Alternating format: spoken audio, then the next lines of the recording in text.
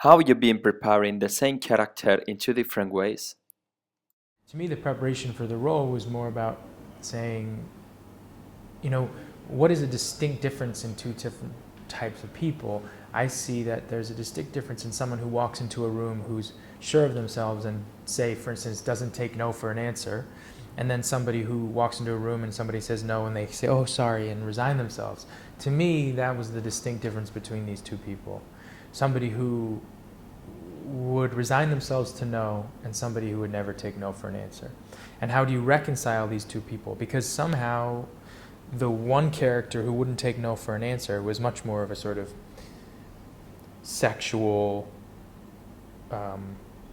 sort of primal character, something, just pushing through, trying to find their way. And the other one was sort of, I think, more intellectual, more analytical, sort of more thoughtful in a way. And you can't be all that either. So to me, thinking about both sides of that is where I just started experimenting, and then it just manifested itself physically, what they wore, how they behaved. But I would just switch that in my mind all the time. I'd just say, okay, now you're not taking no for an answer. Now you walk into a room and you'll push everything aside to go to where you need to go. And then the other one would be, I'm going to go hide in the corner, But I think we all have those sides of ourselves. What has been your biggest challenge in Enemy? I think the biggest challenge was sort of finding the narrative as we went along, based on the characters. We would experiment all the time. So we were in a bit of an unknown through most of it. And Denis,